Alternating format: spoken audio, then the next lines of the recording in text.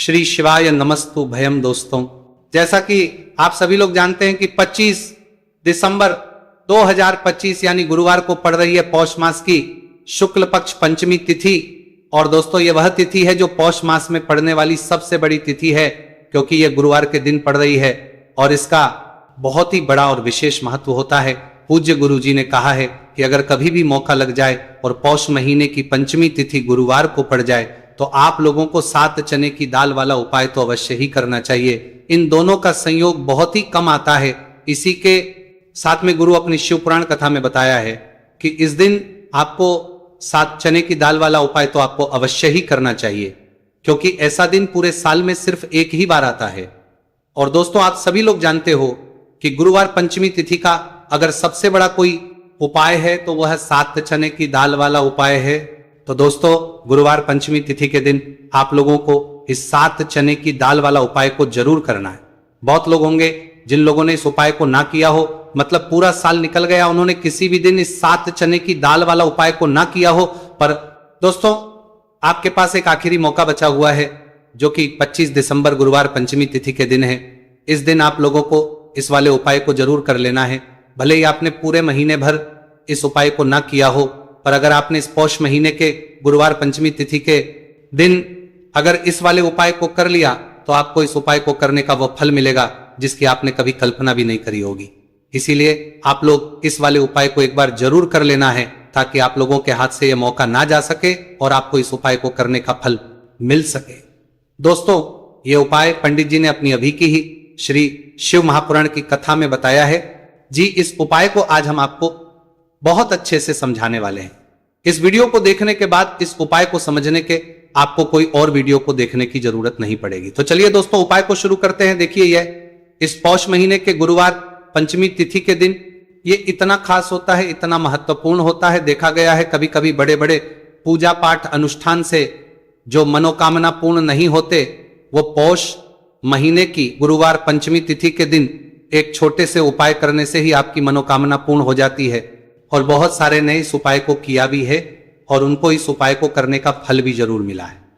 अगर आप लोग भी इस उपाय को करना चाहते हैं तो आप इस उपाय को पहले अच्छे से समझ लेना, सुन लेना, उसके बाद करना। आपको इस उपाय का फल जरूर मिलेगा और इस उपाय को कर लेने से आपके घर में चाहे किसी भी प्रकार की दुख और समस्या क्यों ना चल रही हो, आपको उसका कारण भी नहीं पता है कि भाई ये समस्या किस कारण से चल रही है। उसका कुछ भी कारण हो सकता है, जैसे पितृदोष हो सकता है या किसी भी तरह का मंगल दोष भी सकता है। तो इस दिन आप लोगों को ये वाला उपाय कर लेना है। ये एक ऐसा उपाय है जिस उपाय को अगर किसी विशेष दिन पर किया जाए तो भाई उस विशेष दिन का जो है वह तो हमें मिलता ही मिलता है, पर हमने उस दिन पर इस उपाय को किया है तो हमें उससे भी बड़ा फल मिलता है और फल बहुत जल्दी मिलता है, क्योंकि आप इस उपाय को बहुत ही बड़े और विशेष दिन पर कर रहे हो। तो चलिए अब उपाय के बारे में बात करते हैं, लेकिन उससे पहले आप लोगों को यह जानना आवश्यक है कि आखिर यह उपाय किस समय करना है, किसको करना है और कैसे करना है। तो चलिए हम आगे आपको वीडियो में एक एक करके बता देते हैं। लेकिन उससे पहले अगर आप लोग हमारे चैनल पर पहली बार आए हैं या फिर मेरी आवाज आज पहली बार सुन रहे हैं तो हमारे चैनल को सब्सक्राइब जरूर कर लेना और इस वीडियो को लाइक करके कमेंट बॉक्स में श्री शिवाय नमस्तु भयम ओम नमः शिवाय जरूर टाइप कर देना। तो दोस्तों, इस 7 चने की वाला उपाय को हमें इस गुरुवार पंचमी तिथि के दिन कैसे करना है, किसको करना है, किस समय करना है और कहां पर करना है, ये सारे सवालों के जवाब आपको इस वीडियो में मिल जाएंगे। और जो ये वीडियो देखेगा भाई उसको 7 चने की दाल वाला उपाय जरूर मैंने ये करना चाहिए, क्योंकि इस दिन एक चने की दाल का भी बहुत ही बड़ा और विशेष महत्व होता है। और जब बात आ जाए 7 चने की दाल वाला उपाय की तो ये सोने पे सुहागा वाली बात हो जाती है और ये एक बहुत ही बड़ा उपाय हो जाता है इस गुरुवार पंचमी तिथि का। तो अब दोस्तों, इस 7 चने की दाल वाला उपाय को आखिर करना किसको है, सबसे पहले हम लोग वो बात जान लेते हैं। तो देखो, घर की जो बड़ी माताएं बहनें होती हैं, उन माताओं बहनों में से कोई भी एक बड़ी माता बहन इस वाले उपाय को कर सकती है। और दोस्तों, अगर आप चाहें तो अपने घर में से सभी सदस्यों को भी इस उपाय को करवा सकते हैं। अगर किसी व्यक्ति की खुद की कोई मनोकामना है, खुद की कोई दुख और है जो कि वो अपने लिए ही करना चाहता है इस वाले उपाय को, तो वो खुद अपने लिए भी कर सकता है। बाकी अगर कोई घर में से ऐसा है जो कि अपने पूरे घर परिवार की सुख और शांति के लिए ये वाला उपाय करना चाहता है तो भाई वो भी कर सकता है, उसमें भी कोई दिक्कत वाली बात नहीं है। कहने का मतलब यह है कि इस उपाय को हर एक सदस्य भी कर सकता है और पूरे घर परिवार के सदस्य के लिए घर की बड़ी माताओं बहनों में से कोई एक माता बहन भी कर सकती है। माताएं बहनें अगर घर में उपस्थित ना हो या वह उपाय ना कर पा रही हो तो फिर घर का कोई बड़ा सदस्य भी इस 7 चने की दाल वाला उपाय को कर सकता है, चाहे फिर वह पुरुष ही क्यों ना हो, उसमें कोई भी दिक्कत वाली बात नहीं है। उसके बाद में दोस्तों जो अगला प्रश्न निकल कर आता है वो ये आता है, इस उपाय को लेकर कि आखिर इस उपाय को हमें किस समय करना है, सुबह के समय करना है कि शाम के समय करना है। तो देखो इस वाले उपाय को आप लोग सुबह के समय भी कर सकते हो और शाम के समय प्रदोष काल में भी करते हो। अब अगर आप पूछो कि भाई साहब सबसे उत्तम समय कौन सा रहेगा इस 7 चने की दाल वाला उपाय को करने का, तो हम आपसे बस यही कहेंगे कि इस उपाय को आप सुबह के समय करेंगे तो ज्यादा बेहतर होगा। बाकी अगर प्रदोष काल शाम के समय भी करेंगे तो भी अच्छा होगा, उसमें कोई भी दिक्कत वाली बात नहीं है। तो अब दोस्तों जो अगली सबसे बड़ी और महत्वपूर्ण बात आती है वो ये आती है कि सुबह अगर हम उपाय को तो हमें कितने बजे से लेकर कितने बजे तक के बीच में करना है और शाम के समय प्रदोष काल में करेंगे तो हमें कितने बजे से लेकर कितने बजे के बीच में करना है। तो देखो सुबह जितनी जल्दी हो सके आप उपाय को करने की कोशिश करना। बाकी अगर किसी कारणवश लेट भी हो जाओ, थोड़ी देर भी हो जाए तो 10 या 11 बजे तक भी आप उपाय कर लेना, पर 12 बजे से ज्यादा देरी ना हो, ठीक है, इस बात का ध्यान रखना। उसके बाद दोस्तों अगर शाम के समय प्रदोष काल की बात करें, प्रदोष काल का जो समय है होता है वो शाम के 6 बजे से शुरू हो जाता है, मतलब शाम के 6 बजे से लेकर 7 बजे के बीच का जो समय होता है यह समय प्रदोष काल का समय होता है। तो आप इस उपाय को 7 या 8 बजे के बीच में भी कर सकते हो, मतलब शाम के 6 बजे से रात 8 बजे के बीच में आप कभी भी इस वाले उपाय को कर सकते हो, उसमें कोई भी दिक्कत वाली बात नहीं। चलिए जानते हैं उस विशेष उपाय के बारे में। देखिए दोस्तों पूज्य गुरु जी की कथा के अनुसार ही इस उपाय को आपको बहुत ही विस्तार से समझाने का प्रयास करेंगे, लेकिन उससे पहले वीडियो को लाइक करें। देखिए इस वीडियो में हम पूज्य गुरु जी द्वारा बताए गए 3 सबसे अचूक उपायों के बारे में जानेंगे जो आपको सिर्फ और सिर्फ गुरुवार की सप्तमी की तिथि पर ही करने हैं। पूज्य गुरु जी ने बताया है कि जो भी व्यक्ति इन उपायों को कर लेता है उसके जीवन से समस्त परेशानियां दूर हो जाती हैं। तो चलिए जानते हैं गुरुजी द्वारा बताए गए पहले खास उपाय के बारे में। देखिए गुरुजी ने बताए हैं कि गुरुवार के दिन किया जाने वाला यह उपाय सबसे सर्वश्रेष्ठ है। इस उपाय के लिए आपको मात्र 1 लोटा शुद्ध जल लेना है। जल आपको तांबे के पात्र के अंदर लेना है। इसी के साथ में आपको मात्र 1 गुड़ का टुकड़ा लेना है और इसी के साथ में आपको लेनी होगी 7 की दाल। देखिए चने की दाल को लेते समय ध्यान रखना है कि यह खंडित नहीं होनी चाहिए। यह चने की दाल जब भी हम गुरुवार के दिन शिवलिंग पर अर्पित करते हैं तो इससे हमारे जीवन के बड़े से बड़े संकट समाप्त होते हैं।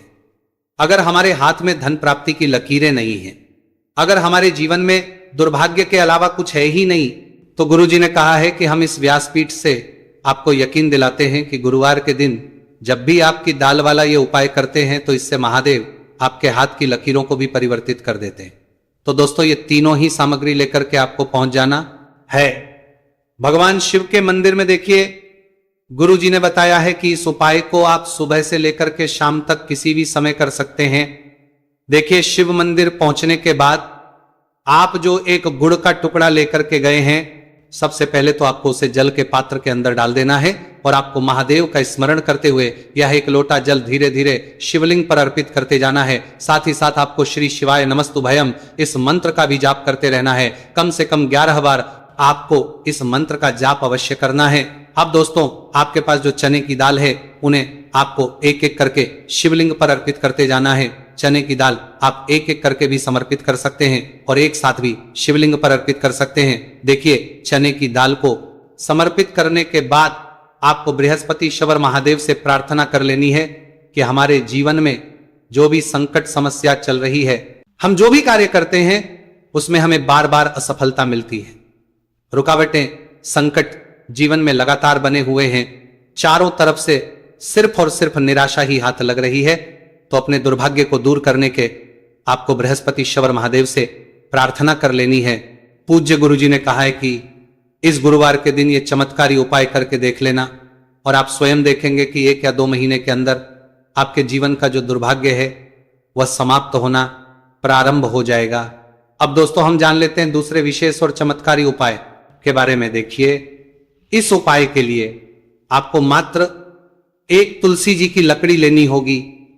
अगर आपके पास पहले से ही तुलसी जी की लकड़ी है तो उसका उपयोग आप कर सकते हैं, और यदि आपके घर में तुलसी जी का पौधा सूखा हुआ है तो वहां से भी आप तुलसी जी की मात्र एक लकड़ी ले सकते हैं।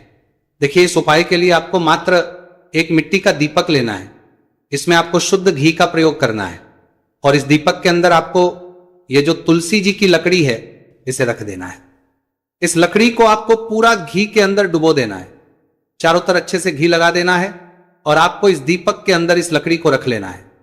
देखिए, यदि आपको ऐसा लगता है कि तुलसी जी की जो लकड़ी है वो बहुत ही जल्दी से जल जाती है तो आपको एक कार्य करना है। आपने जो तुलसी जी की लकड़ी ली है उस पर आपको पूरी पर अच्छे से रुई लपेट देना है, यानी कि कॉटन जो होती है उसे अच्छे से लपेट देना है, जिससे कि ये जो लकड़ी है दिखाई ही ना पड़े। तो इस लकड़ी के ऊपर आपको लपेट लेनी है। अब इसी लकड़ी के ऊपर जो आपने रुई लपेटी है उस पर आपको अच्छे से घी लगा लेना है और उस दीपक के अंदर आपको इसे डाल देना है।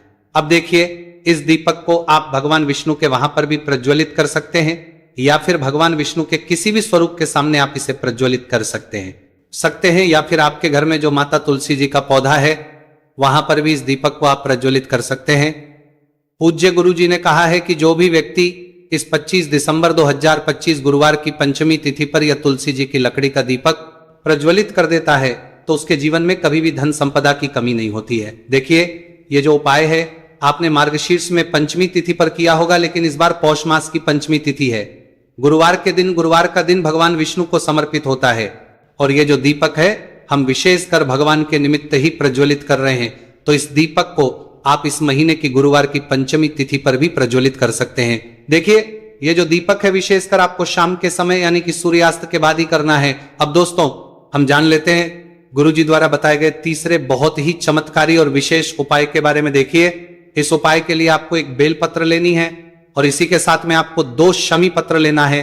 देखिए, आप जो बेल लेंगे वो कहीं से भी खंडित नहीं होनी है चाहिए, इस बात का आपको विशेष रूप से ध्यान रखना है। देखिए, मान लीजिए कि यदि आपके पास बेलपत्र नहीं है तो आप भगवान शिव के शिवलिंग पर चढ़ी हुई बेलपत्र को पुनः शुद्ध जल से धोकर के उसका उपयोग भी कर सकते हैं। इसी के साथ में आपको मात्र थोड़ा सा लाल चंदन लेना होगा।